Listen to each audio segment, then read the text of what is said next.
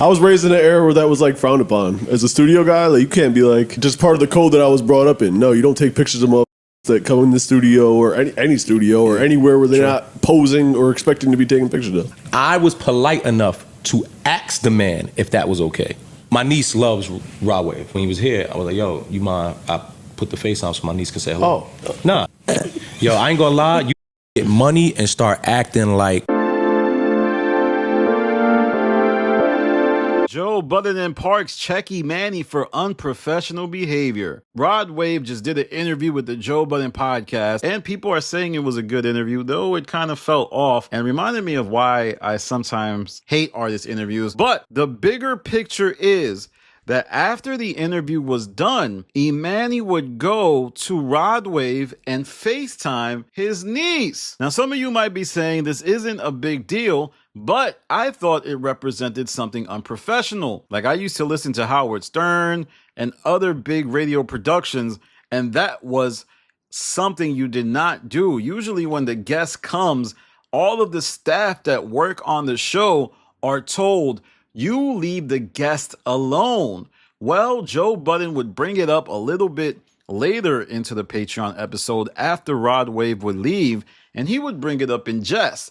But you can tell that there was an underlying issue, and it was revealed later when Parks himself would go off. Now, this was a real revealing insight into how Parks is kind of the extension of Joe Budden and upholds the professionalism of the show. By no means should Emanny have done that. Now, I know it's going to seem a little bit overboard. Parks went into the spiel. He was like, yo, back in my day, this is not something you do when you in the studio. You're not supposed to get at people like that. I even feel like as somebody like you, Emanny, like you know, you've been in studios before. This is a lot. This is weird. This was weird, but we'll see how this plays out. I do sometimes think that the Joe Budden infrastructure, the rest of the cast doesn't appear to think of it as a serious operation. Like, they do unprofessional stuff. They constantly flaunt how they don't watch the pod back. They say stuff about the way the operation is run as if they have any insight. And I think this was another indication of that. But let me know what you think. Do you feel like Emanny crossed the line? He FaceTimed his niece and then was like, hey, look, it's Rod Wave. And Rod Wave was okay with it. But the issue is that it puts the artist in a position to have to make a decision. Like, what if Rod Wave has said, man, I don't want to speak to your niece. Get out of here with that crap. Now it would create an awkward environment. So that's why you don't even present it. But Emanny did cross the line a little bit. And we'll have to see how this goes. Sasha was also back. And it's interesting to see that they have Sasha as the guest person. And I don't know. I'm just not into Sasha like that. Like, Mona, I understand. She's funny. I see her a lot. And to me, she's super hilarious when she decides to go on her comedic rants. Like, it almost feels like I'm listening to a real comedian on the show. And she is a real comedian. But with Sasha, I just don't get it. When she asks questions, it's not really any type of insightful stuff going on. So for the most part, I don't see why she's necessary. And it was surprising because I feel like Emanny was on a good run of really great behavior and was falling into the background as Mark Lamont Hill and Queens Flip got at each other. But now he's kind of making missteps. And I don't think this is something he can't correct.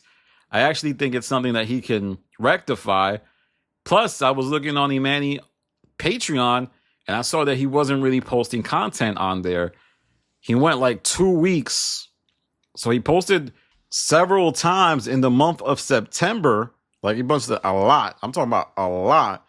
And then he pivoted towards only posting like about halfway into the month of October. He did some type of live from his event that went well, but then he didn't actually post any content outside of that one live that he would later take down. So we'll have to see. I wanted to end my video today, though, by talking about Joe Budden increasing the Patreon prices. Yo, I'm changing the Patreon prices January 1. Don't say I didn't tell you. I left enough time for you to have Thanksgiving, Christmas, that's dope. Halloween, birthdays, New Year's Eve even. Damn. Because that's December 31. You just gonna do that to the fans? That's dope. But January 1. Now, one thing I didn't like about this announcement, it's the lack of strategy behind it. He didn't say why he was raising his prices. He just said, I'm raising my prices. You have to be able to say, I'm raising my prices, but here's what's going to happen. I'm going to have more content. There's going to be another pod day. So instead of getting 3 pods a week, you're getting another pod that will be filming on Tuesdays. There'll be different cast members. Additionally, you will also be getting a hoodie if you subscribe at a certain point. It just felt very shoddy. And I think it caused a lot of room for miscommunication, and everybody thought, oh my God, my tier is going up. I will stay subscribed largely because I react off the Joe Budden podcast, but I can't imagine if you're somebody who watches the show consistently, you were thinking, well, what's going to happen to my tier? And he would go later on the JBTV playback. My Patreon prices are cheaper than most and have been cheaper than most for going on 4 years. Actually, we're at 4 years. The prices have been exactly the same for 4 years. Like, what do y'all want me to do? But listen, man, I am prepared to lose some people when the price goes up. I am. Some tiers will disappear. Some tiers will remain unchanged. And I won't speak on the percentage that some tiers are going up, but it's going up. You know, the $50 tier and the $25 tier do like really well for me. The rest needs to be addressed. Also, just a heads up that the full clip is on JBTV Playback's Patreon. I'll leave it linked in the description. So at least he reached some level of clarity, but I don't think it was a good rollout.